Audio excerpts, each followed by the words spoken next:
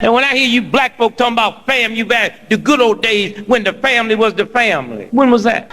When was the black family the black family? When white folk could just come in the house and lynch any nigga in the family they wanted, and when the damn thing you would do was say, well, thank God they didn't get all of us. Was that the family y'all talking about? The family when you could go to World War II and the same German that your daddy can come to America and live and work where your daddy can't work. That's the black family you talking about. You talking about back when the black family was the black family, when black American soldiers was coming back bringing those Germans to the POW camps, and they'd let them white murdering Germans go into the front of the restaurant and sit down and eat like men, but them niggas had to stand outside and have their food pitched to them. Is that the black family you talking about? Well, God don't never let me go back to them heathens. Never, never, never, never. That's the black family. And what white family they talking about? The same white folks that sit around and watch it happen? That's the family? No, you looking at the family now.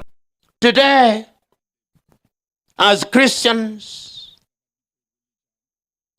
we pay tithe, we make offerings, but many times we pay tithes and offerings with wrong intentions. This is Mutabaruka. We want to present to you a wholesome kind of level of consciousness right now. So subscribe and tell your friend them. This is Mutabaruka. But when you live in a society that is embedded in the Christian mindset, it don't allow for any other thinking to come across. You see, all of the other thinkings them is stupid and irrelevant. So we hear teachers now who's teaching comparative religion in a school.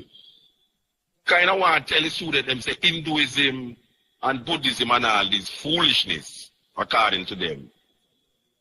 It's just some little foolish stories. So what we find now is that even though Christianity, or they would say God allow Christians to live, but the Christians allow the devil to live. Because it is through this doctrine of Christianity why the devil is so prominent in our life.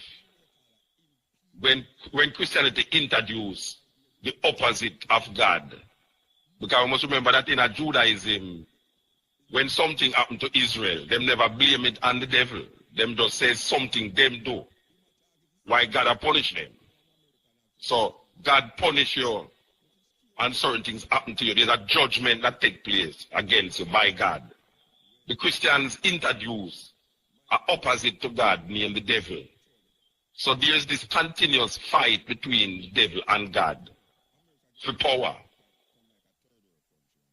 So I would really declare that it's really Christianity allow the devil to maintain itself, even though people might say the devil did exist before any Christians. Well, the devil never exists in the Old Testament until Job.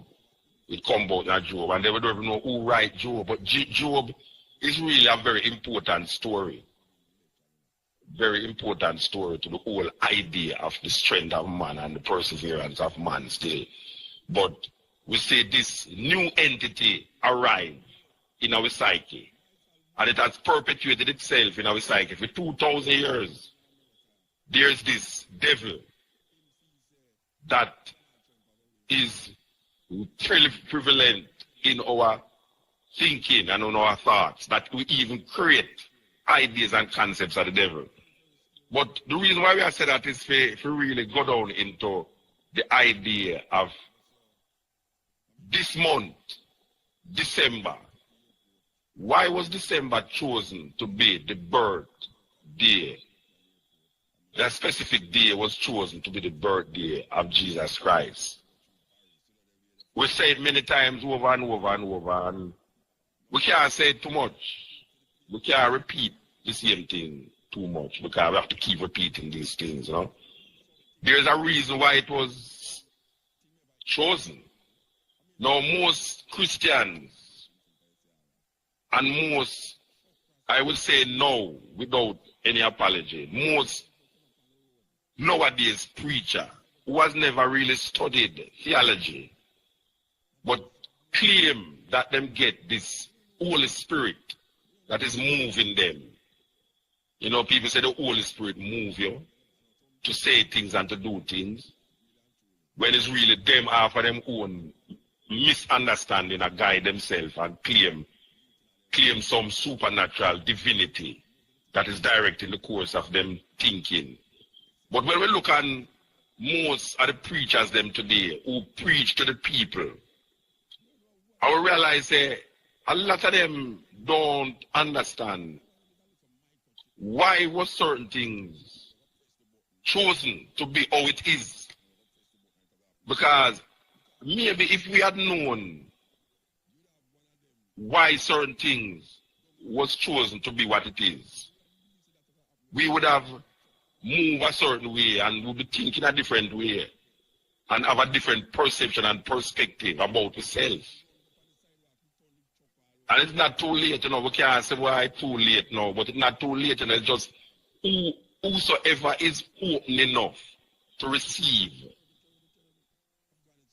will really appreciate the information. Because when I tell her once, if we just take information and sup it so, like it's true, we say, evaluate the situation, the information, and look and see if what is said make any sense. And if you don't even understand what is said, maybe you should go ask somebody who you feel. Because we see them at theological seminary there. They invite you to a theological seminary a couple times, about 2 times back, and we listen and we hear the people them who is studying to be theologians, who eventually become preachers of divinity in Christianity. And we realize that even though them in the theological college, them don't want to open their mind to different perspective and understanding of different religions. Because theology don't mean Christianity. Theology is the study of the idea and concept of God, no matter what religion it is. Because theo is Greek. It's Greek. Theo, God. You see, so it's really like the study of God in different facets of understanding. But when you live in a society that is embedded in the Christian mindset, it don't allow for any other thinking to come across. You see, all of the other thinkings them is stupid and irrelevant. So we hear teachers now who's teaching comparative religion in a school kind of want to tell the student them say Hinduism and Buddhism and all this foolishness according to them. It's just some little foolish stories. What we must really center our mind on is Jesus Christ. So there's no scope or no opening for the student to understand different perspective or how different people see things outside of their environment. Well, over the years, cutting edge, people cuss way and people say, well, right now we come down to hard pan Christian them and thing. And I want to tell you, say, I hear Mr. Boy and I come down hard pan the Christian them too. I hear Mr. Boy and I've got some internal sweeping. Yeah, Mr. Boy, I will love you now, you know.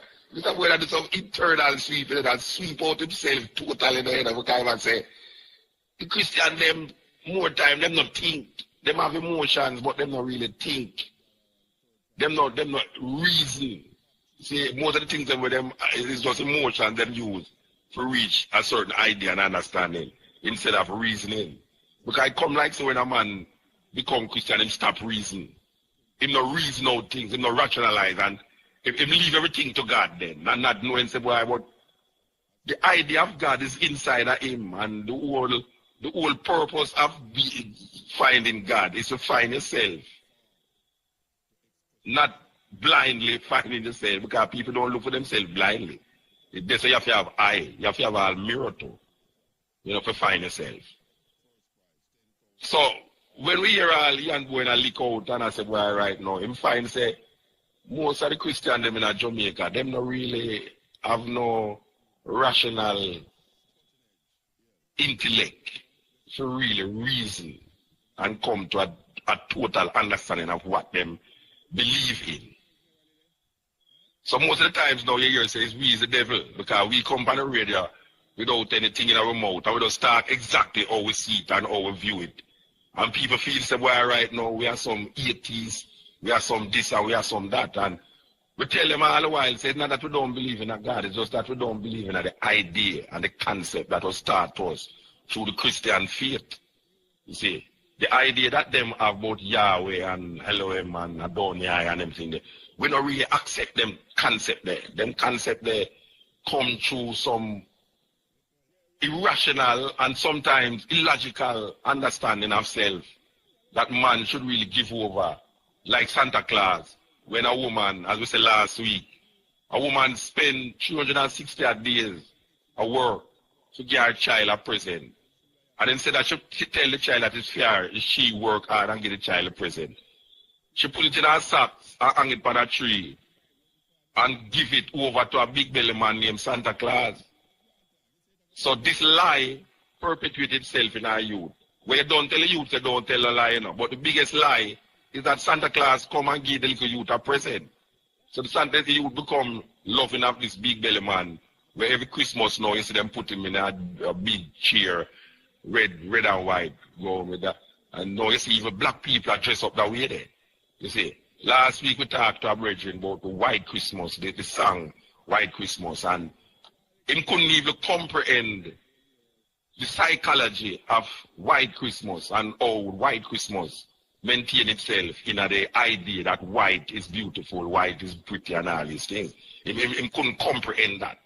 You see, him keep rationalize that the song don't make no mark difference in no one's living and how them live. But it's a collectiveness we are dealing with, and the perpetuation of a certain ideology. And it linked the ideology of I'm dreaming of a white Christmas with Santa Claus. All of these things linked together. You know, see, we're not using it as just one facet or one aspect of the thing. It's a totality, a sum total of a mindset that has been perpetuated on us for years through a European philosophy and ideology that it's very difficult for us to come out of it. Very difficult to come out of it. And a lot of these ideas is maintained through grandmothers and great-grandmothers and grandfathers and great-grandfathers who declare these days now as very corrupt days, when it is because of those teaching perpetuating itself and what we call genetic memory, where the child becomes a person even in the womb of the mother. Even in the womb of the mother, the child is a person. So the child is feeding from the mother. The psychology, as we said last week, one of the ways them pacify the male resistance is to tie the father to what them call it. Yeah, tie up the father between two arms and make the mother, the pregnant woman, watch this cruel, inhuman action where they would put black people, black man, after whipping them 100 lashes, would have sprinkled salt in the wound them and make cat run over them back. This is documented. This is how my Mutabaruka say. Documented. And make the pregnant woman watch. And this develop a certain psychology in the woman where if when her child born, in order not to make her child go through that kind of torture, she teach the child not to fight. She teach the child not to be a what you call a revolutionary. So it pacifies the youth. So we can say, oh, the fear is a love fear, you know. The love for the child, but the fear grip the mother so much that the mother don't really want her child to come out to fight against a system that is a cruel and unjust system. So when you start to wake up to this reality now, you become a rebel without a cause because you are now rebelling against something and don't know why you're rebelling against it in a very unstructured way. You find a whole heap of people are rebel in a very unstructured way. You understand? So, why we are saying all of that is to come to the whole idea that it is very important that when we play certain things on the radio, and we don't want a man just look and say Muta is a Rasta. So him not listen. We are saying Muta is a person who will give information. And it depends on where you want to do with the information now. Because I don't listen and I gather and I throw away. Where I don't want, I throw away. Where I want, I hold in my consciousness. So I am just passing this information to you now, and you must know what you want to do with the information.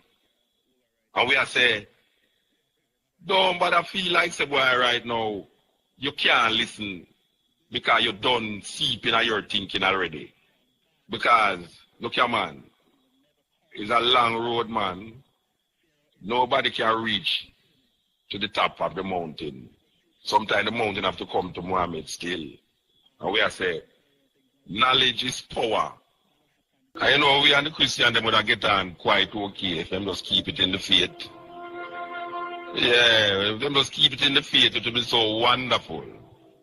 Instead of going out there preaching like this thing is physically real and not metaphysically real. You know, it's like these things that they believe in is a belief. It's faith. And I listen to say, yeah, question a man faith, you know. Who is man for question the next man faith, you know, question the faith. If them could have just keep it in the realms of faith. There was a man named Constantine. I don't know how much people ever hear about him or of which way who watch this thing ever hear about Constantine. Constantine was one of the emperors of Rome. But Fame Empire, the stretch got into Turkey, or a place named Constantinople, where he named after himself, in a place named Istanbul. Istanbul is in Turkey. And for those of you who don't know, Turkey is in two different continents. It is in Asia and it is in Europe. Part of it is in Asia and part of it is in Europe. It was like a crossroad between what was happening in Europe and what was happening in Asia, especially in Jerusalem and so-called Palestine. Well, Constantine is responsible for most of the thinking and thought that come out of Christianity. Because we must understand that Christianity, as it was now, never start in Africa, even though the people them who create the idea is African. But the Europeans carry it to the next level, the unbelievable level that really make the whole world accept it. And when I say the whole world, I mean the whole Western world. And Constantine was the main man. Constantine had an empire that stretched, as we say, from Constantinople way over there. So. And there was a time when him going to decide now how to make Christianity be more palatable to the world. Not like where the so-called Jews them did that talk about, or where the people them in a way. Because what happened was that there was a group of people who was fighting against the Roman Empire, the Greco-Roman Empire. So them create a lot of little war zealots, them call them zealots. And them fight against the Roman Empire with violence. Now, the Romans needed to pacify these people. And the only way them could pacify the people them is to attack them belief system and them culture. And one of the ways that them do it was to use a guy named Saul, otherwise called Paul. Paul was a Roman citizen, and him claims him get a vision when he got to Damascus. And him change. Because even though him used to persecute the so-called followers, him himself get converted.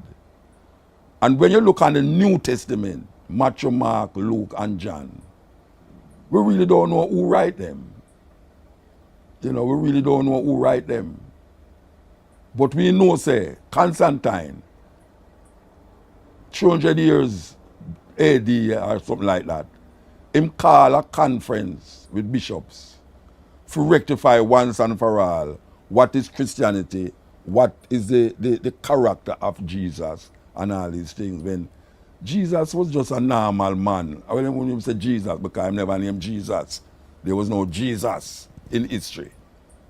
There was a man named Yeshua. Yeshua was a Hebrew.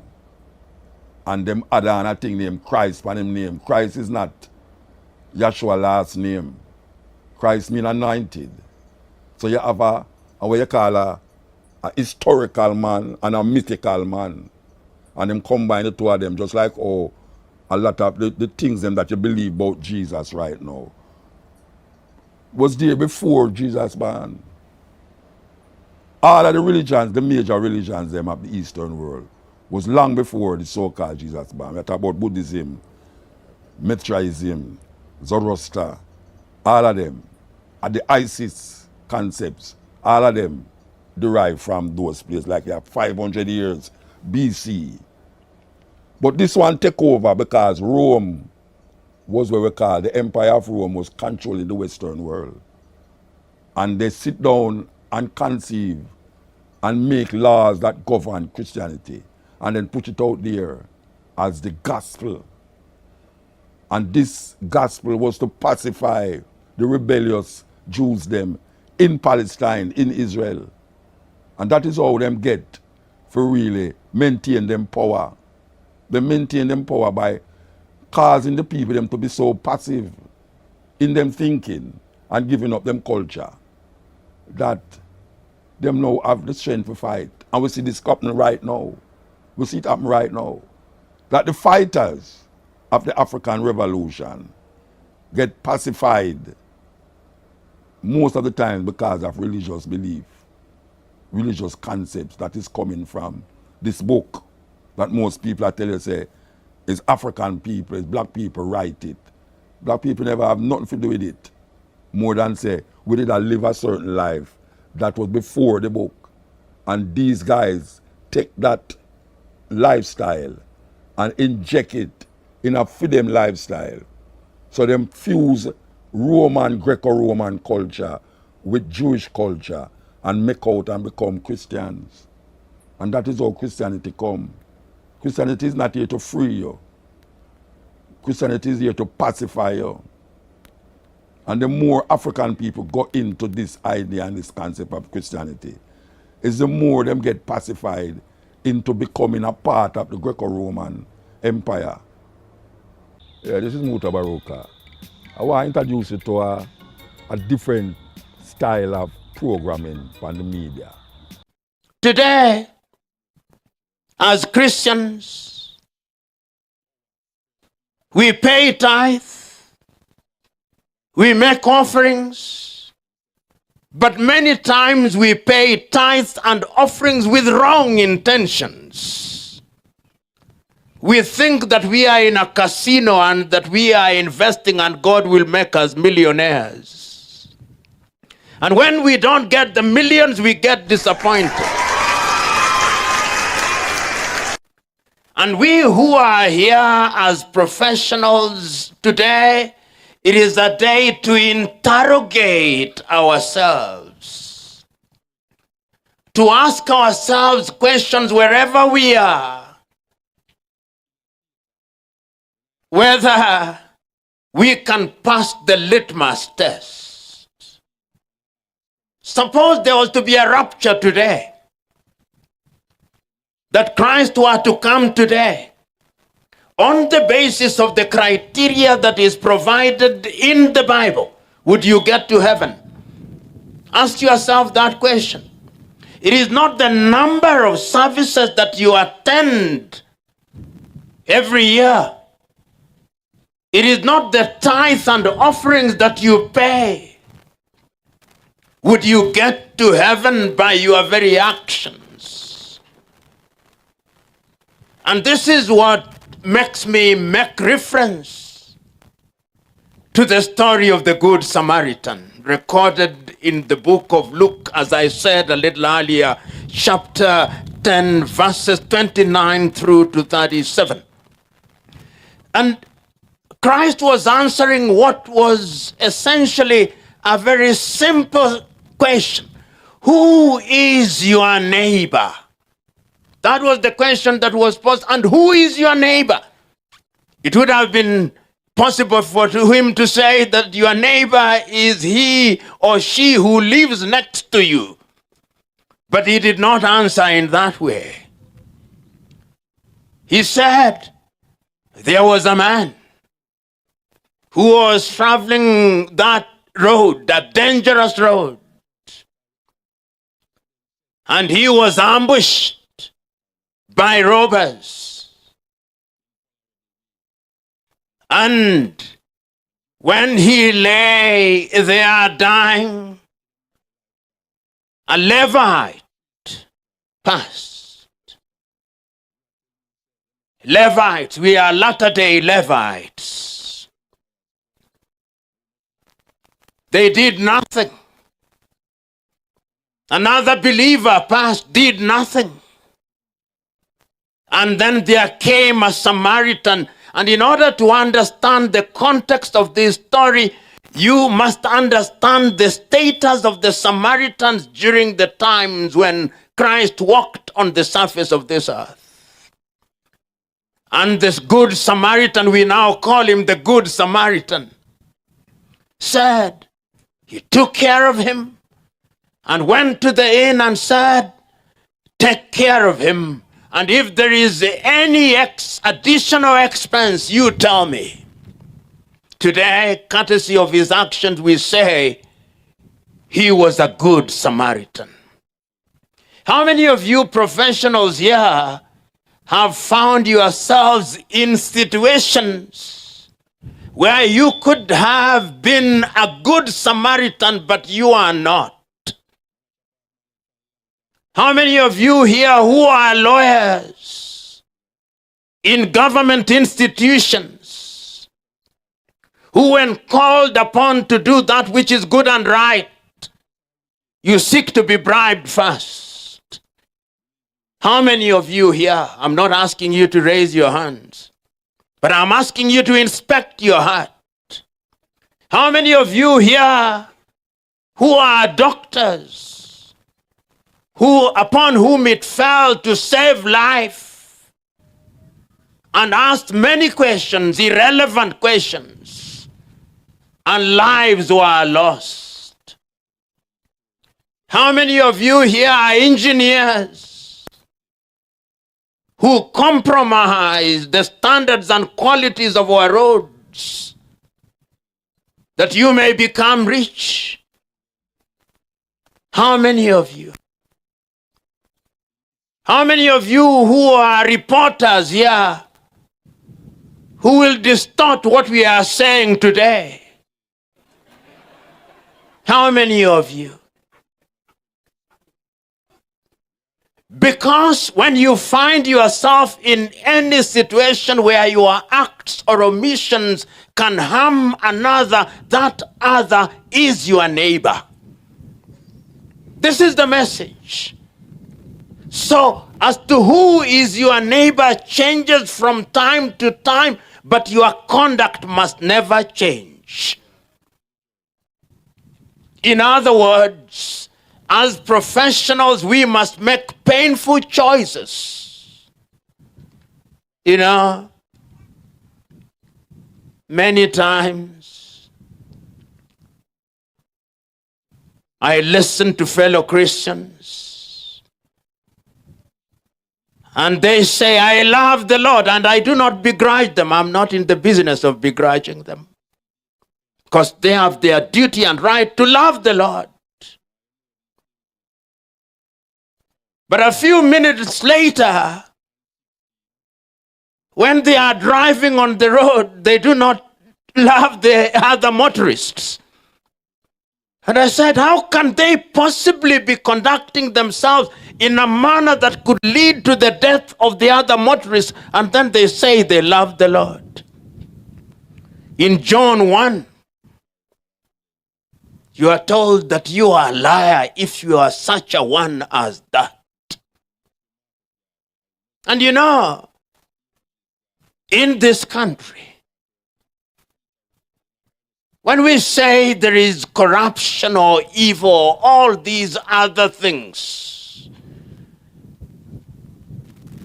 Who are the midwives of corruption in this country?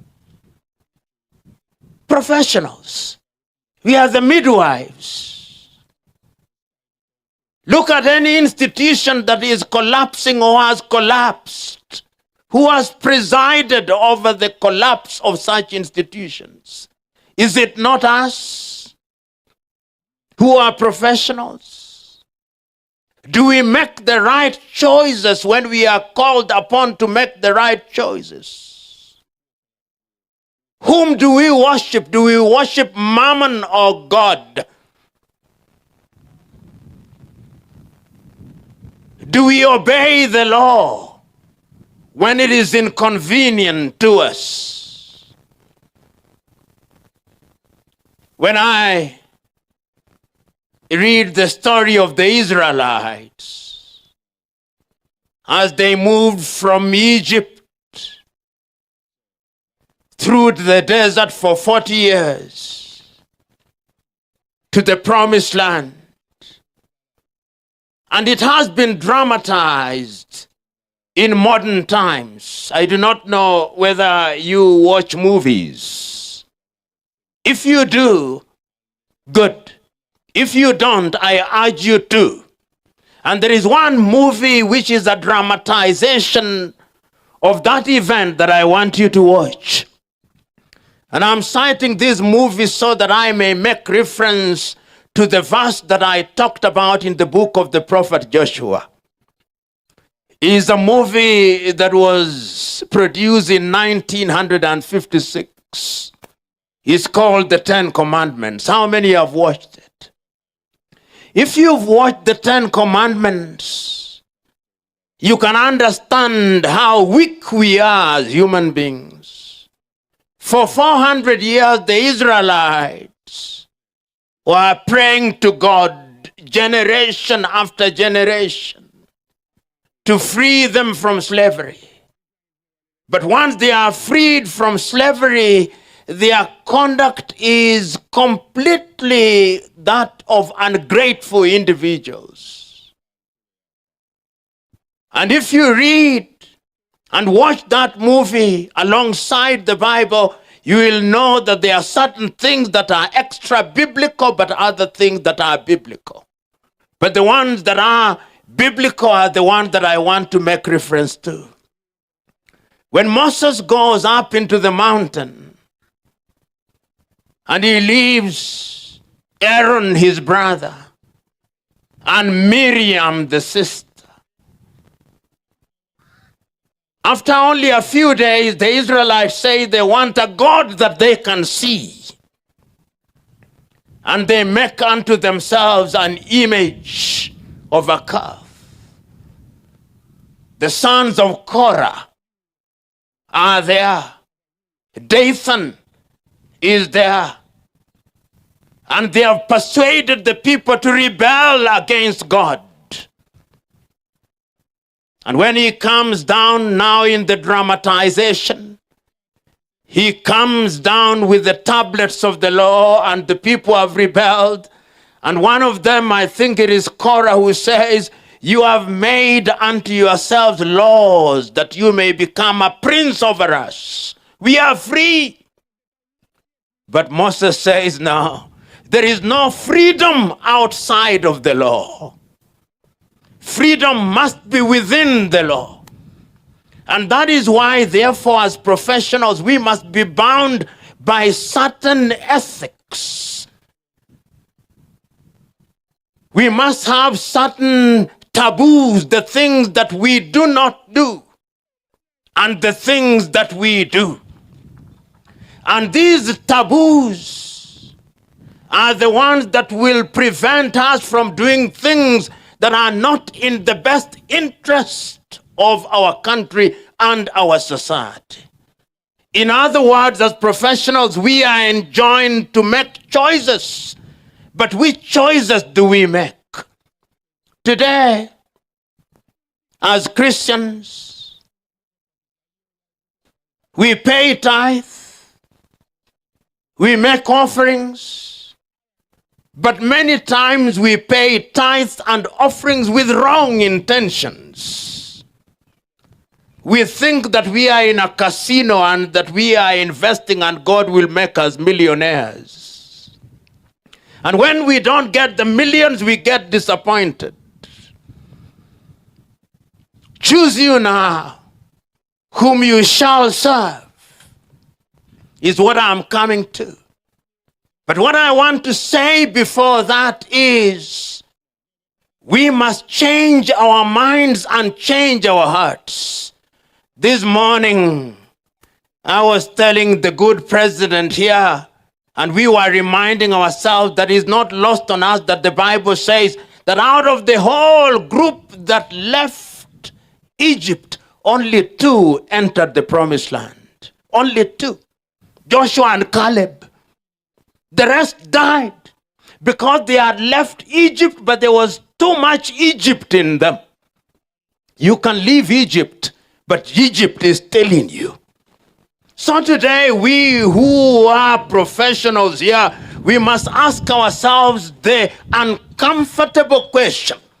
Is Egypt still in us, or we have left Egypt and exorcised the ghost of Egypt?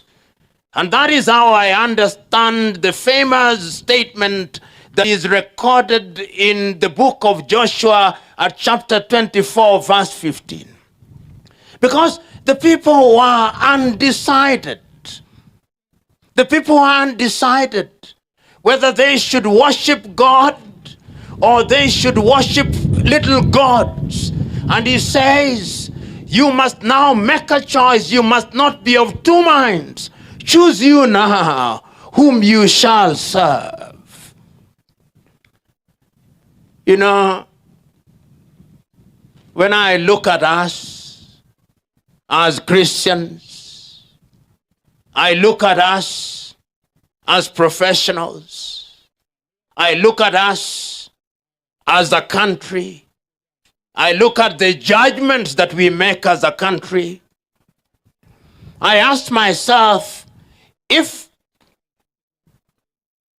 it is said of us that in determining who is a Christian, there is no Jew nor Gentile, no slave nor free. Do you remember that? There is no Jew nor Gentile, no slave nor free. But here in a country where we have professionals, one of the greatest diseases is, we call it ethnicity or tribalism. We are one of the most ethnic countries on earth.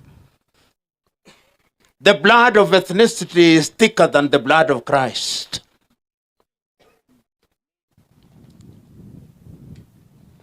So that when you are making your judgments, you don't make judgment on the basis of whether you are Christian, but you make judgment on the basis of whether you are Luo, Kamba, Luhya, or Kalenjin. But when you get to the Kalenjin, it becomes Nandi, Kipsigis.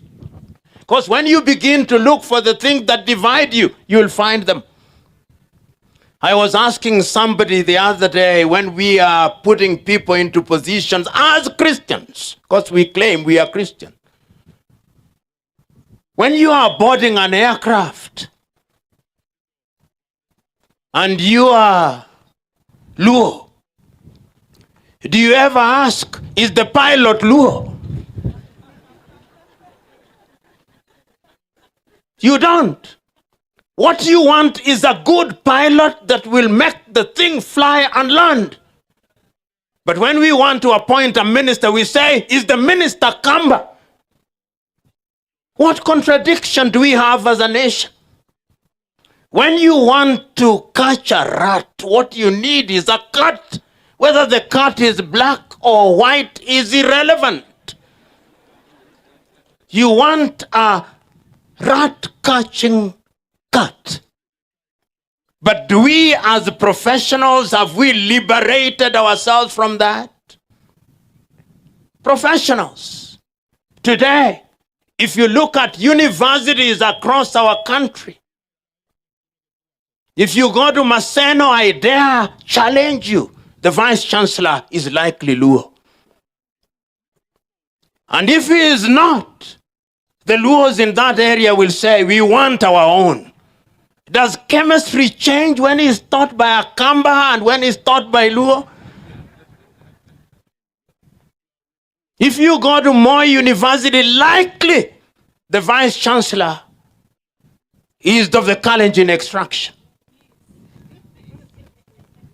If you go to Seuko in Machakos, the vice chancellor is likely a Kamba. If you go to Masinde Muliro, the vice chancellor is likely a Luhia of the Bukusu extraction. If you go to Rongo, the vice chancellor is likely to be a Luo. If you go to Dedan Kimathi University, that one may be a little different. But if you go to any of these, and the people will say, we want our own. And these people who say these are Christians, for whom there is no Jew nor. How do we reconcile that kind of conduct?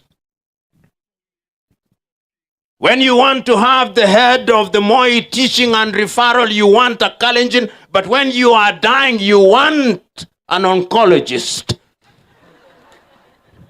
How do you reconcile that? We must make a choice. But we are not making those choices as Christians who are Kenyans, because we want to be nice to each other.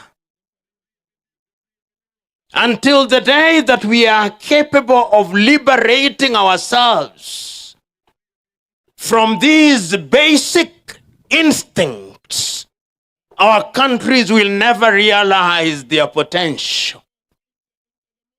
And I'm urging you that we as the Christian body, we must now ask ourselves uncomfortable questions in order to give meaning to our Christianity. You know, I now know churches, and there is a very good friend of mine who is an archbishop of the Catholic Church. For the moment, the Catholic Church is doing a very good job. They appoint them differently. But I know a church which I will not name, because you may recognize it. And I want to be politically correct, in which you cannot be a bishop unless you are an aborigine of that area. We have now put Christ and God into ethnic pigeonholes.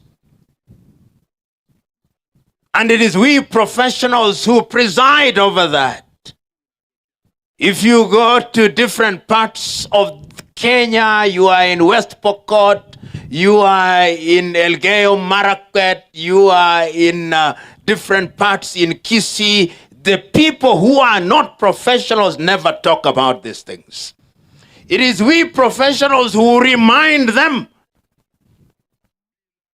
about their ethnicity, which ought to be celebrated.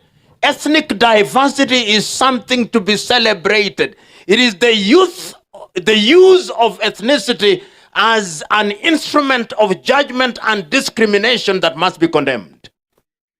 There is nothing wrong with our ethnicity. God, in his divine wisdom, made us different because he is a God of diversity, because diversity is what creates harmony.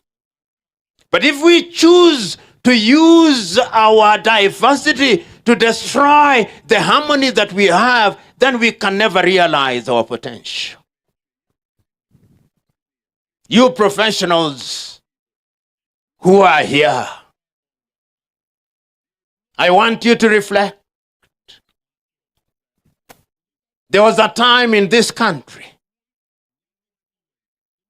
and many of you will remember, when you left the comfort of your home in Kirinyaga and you are a student in Shimo La Tewa in Mombasa. There was a time in this country when you left the comfort of your home in Karatina and you are a student in Maseno. There was a time in this country when you left the comfort of your home in Machakos and you are a student at Cardinal Otunga High School in Kisii. Today, we have created a situation where you start primary school. I believe there is a primary school of Moi University. Then you go to that primary school. Then you go to a secondary school in the neighborhood. Then you go to the university in that neighborhood. Then you are employed in Uasin Gishu. In your world, the world is only about Uasin Gishu. You are not exposed. Even when you claim to be a Christian professional, you are not exposed. We were told here about the journey of Christianity, the journey of Paul, the journey of movement from the promised land into Malta, into different parts of the world. That is why we have Christianity here, because people thought widely. But the current professional is a professional whose worldview is very narrow, and he or she claims that they are Christians. Do you sometimes wonder why, therefore, we pray and fast and the things that we ought to get, we don't get? Because praying and fasting without belief is superstition. Ni ushirikina tu. That is how I then want to make reference to the book of Matthew. Matthew chapter 25 verses 14 through to 30. You remember the story of that great man, if he was great in his days. The Bible records that there was this great man, a rich man, who was going away for some time. And then what he did was to give to his workers according to their ability. One he gave 5 talents, another one he gave 2 talents, and another one he gave 1 talent. Do you remember that story? And do you remember that when he had gone out for a long time, he came back, and to the one that he had given 5 talents, he told him, Master, you gave me 5 talents, I've worked the 5, and here are my 5. Therefore there were 10. And to the one that he gave 2, he said, Master, I've worked the 2, and they are now 4. And he said, good worker. And to the one that he gave 1, he said, I know you. You are in the business of reaping where you have not sown, not his words, but my words, but making the point. And then the Bible records and says, and to those who do not have, even the little they have shall be taken away from them, and it shall be given to those who have. As professionals, how do we use our professionalism to multiply what we have for the general good? Today in Kenya, and I'll say this, we have something called devolution, and we love it. How many of you here love devolution? None of you love devolution. It is a good thing. A few good things have happened, but a few bad things have happened. Professionals of different kinds are serving in our devolved units. Lawyers, doctors, economists. And these professionals attend church on Saturdays and on Sundays. But I've never seen any pastor, not even in your church, not any one of them, rebuke the thieves who have been devolved. Not one. You accept their tithe and offering gleefully. And you say all wealth belongs to God, even the stolen ones. Yet Christ rebuked taxpayers. So even the clergy have fallen short of the glory of the expectation of both God and man. Because we do not rebuke. There are thieves here, many of them. Do not rebuke. There are thieves here, many of them, who have been devolved. Some of them are still at the center. And the thieves that are devolved, who are Christians, there are two things that they love doing. They build hotels. I do not know why hotels are very popular with thieves. Or office blocks. And then they invite pastors to bless them. And pastors say, this block was blessed by Pastor so and so of this church. Have you seen such buildings? Even here in Eldred, they are there. I've seen them across the country, and I'm saying this because if we don't rebuke, then the professionals cannot change. Have you seen? Even in churches, when thieving professionals arrive in church, when a sermon is going on, the pastor will stop. In the middle of a sermon, I've seen this. They go and bring the thief and bring him in front.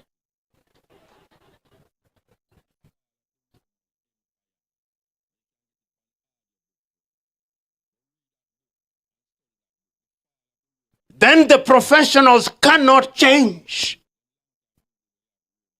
because they are not rebuked. So all of us who are here, who are professionals,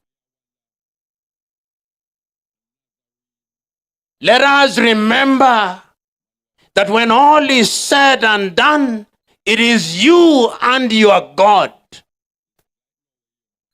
You know, when 2 days ago I read the report by the ESCC telling us how corruption has become pervasive. In order to get a job in Kenya, the average amount of money you spend is 163,000 Kenya shillings.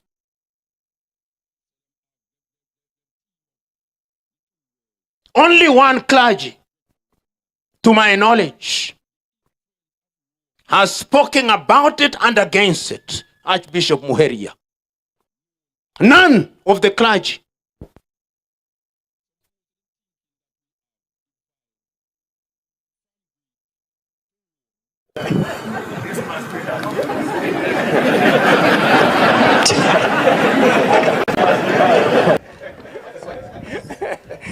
Thank you. He will not succeed. You know, I say this with pain because it is we who are professionals who can change this. But are we willing to change? Are we willing in our own small ways to change? Because you cannot possibly change everybody, but you can change yourself. Kwa Kiswahili wanasema jishinde ushinde. Jishinde ushinde. Are we ready? You lawyers who are here, who are professionals, you judicial officers who are here, who are professionals, are we ready to ensure that justice according to law is done on the basis of evidence rather than on the basis of the size of our pockets? Are we prepared?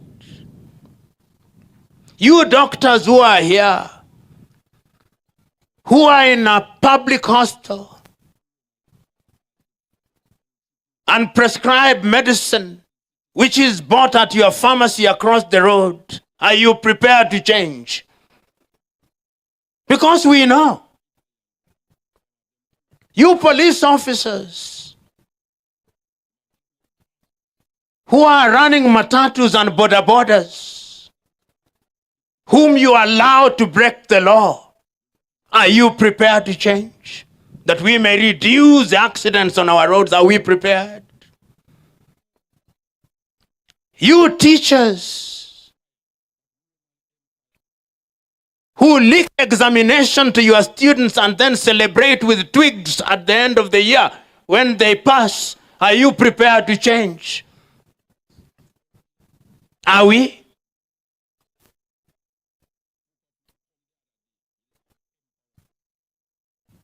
You town planners who are approving buildings which collapse and kill, that you may become a millionaire, are you prepared to change?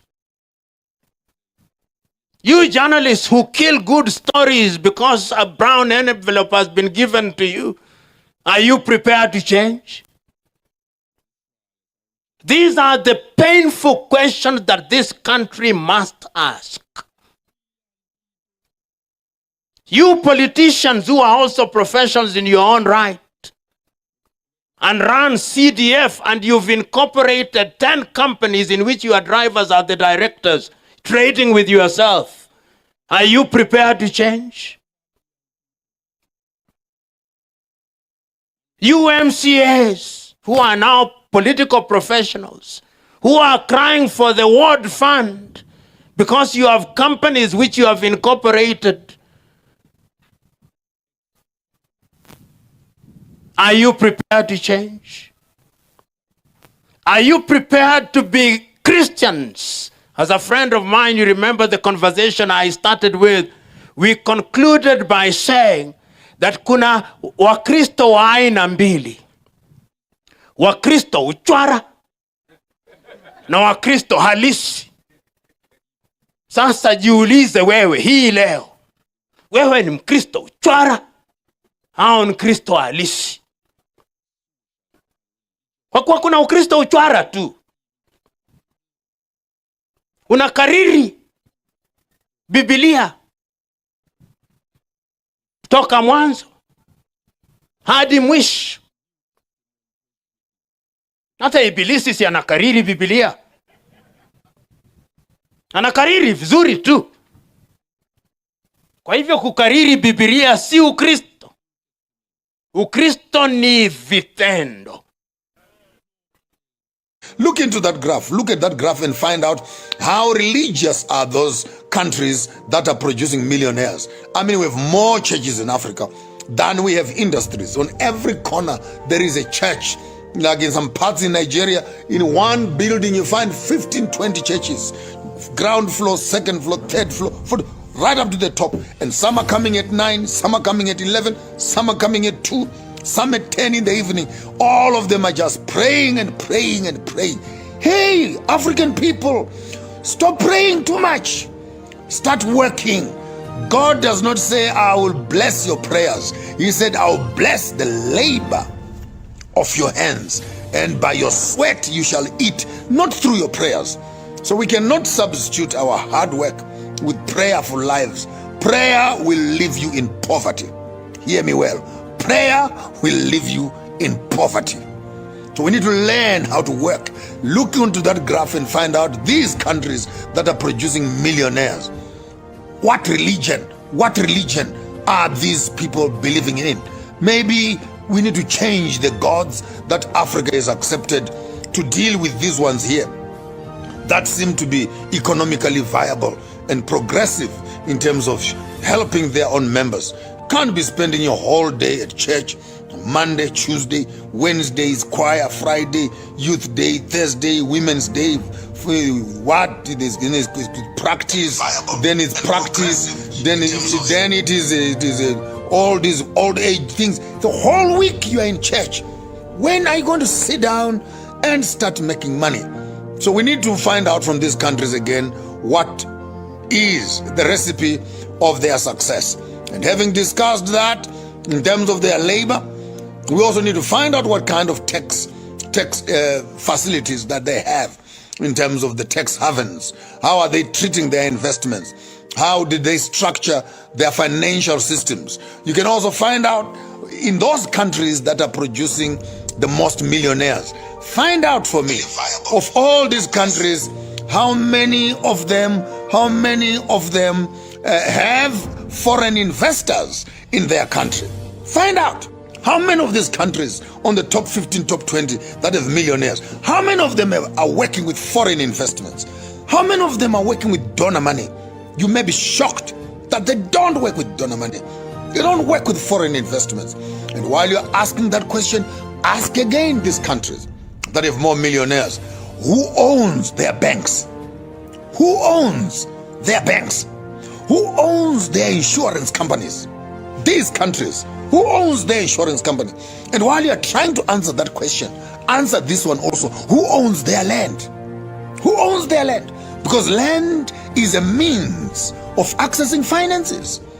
So you walk up to the top 20 country companies and find out who owns their banks, who owns their insurance, and who owns their land, who owns their industry.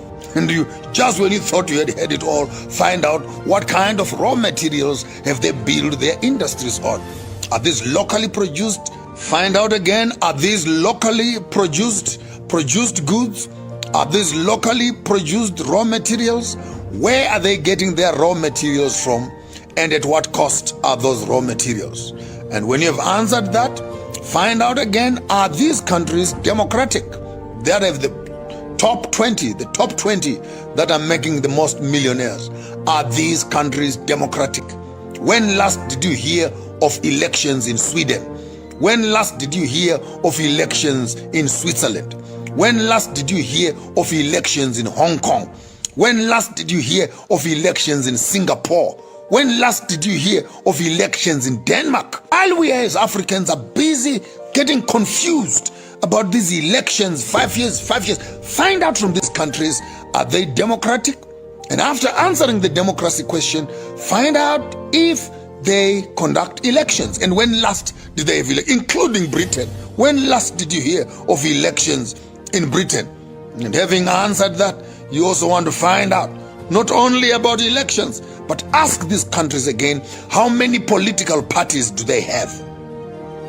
These countries that have the most millionaires, how many political parties do they have? How many political parties do they have? You will find that in Zimbabwe alone, when we're heading for elections here, 150 political parties, with every one of them wanting to be a president. So we want to find out what politics, what kind of politics are these countries playing with, so that maybe we can learn a lesson or two also of how to adjust our political system to produce these millionaires that we are hearing and we are reading about here. Are these countries democratic? Do they run elections? How many political parties do they have? And not only that, you also want to find out what culture do these people adhere to that are making the most millionaires? What kind of culture are they built upon? Are they supporting? What kind of ethics and moral ethics? What are they function? What their science? What is the science of their success in terms of their spirituality? And you also want to find out how they've been able to manipulate their economies to create these millionaires. And what must our students in Africa learn after studying what other countries are doing to create millionaires? So yes, there you have it. You have Switzerland on top of the list. You have Hong Kong, you have Kuwait, you have Australia, then you have USA, New Zealand, Netherlands, Denmark, Canada, Sweden, Belgium, Spain, France, UK, Ireland. And then at the bottom of the food chain, then you have Cambodia, you have Turkey, you have South Africa, Indonesia, Brazil, India, Russia, Mexico, as you are going further up the list. So maybe in terms of our curriculum, I conclude, we need to study this information from the cradle to our universities. Not only to study for the sake of historical study, we need to study the science of creating sustainable communities. And I bet you my bottom dollar, all the questions that I'm asking you on the top side. How must we teach our children? How did they make their money? What systems and industries did they build to create such millionaires? What is their value chain? and how and who owns it? How does it function and who owns it? What raw materials are they being used to build these wealth bases? Who owns their banks? Who deposits in them? What tax laws have they used to secure such economy from foreign funds? Are they democratic? When last did they conduct their elections? How many political parties are in these countries? What is their curriculum? And what do they teach their children? What is their relationship to their culture as it also relates to their wealth creation? How can we also learn to manipulate our systems to create such? How much learning do we need to understand that you can never trust your economy in the hands of other people and think that it will be sustainable and you can produce self-sustainable people and create millionaires? It must be part of the curriculum in our universities, in our high schools, in our primary schools, in our cradle roll and crash, how to become a millionaire. We must not be afraid of teaching our children how to make money. And I think if we can go back and do a thorough research on these economies, we can be able to come up with a curriculum of study which our children can get into to be able to reach these same heights of excellence. There's no excuse, Africa. We have the schools, but we don't have the education. We have the teachers, but we don't have the knowledge. We have the raw materials, but we don't have the technology. We have the politics, but we don't have the economics. We have the people, but we don't have the brains. And what we don't have seems to outweigh what we have. Africa is not poor. It's the people who are poor. Continent is rich, but the people on the continent are poor. And they are poor not because of what is underneath their ground. They are poor because of what is between their ears and what is between the ears of their own leaders. Therefore, we go to study such information so that we can come to ourselves, call the Department of Education and say, transform this bush Bantu education, translate it into this which can develop children for the future. We need to go back to our economic books and burn them MP3 squared, what stupid little formulas of the Western world and come around and say, how do we write our own economic books that speak to our resources and transform our society?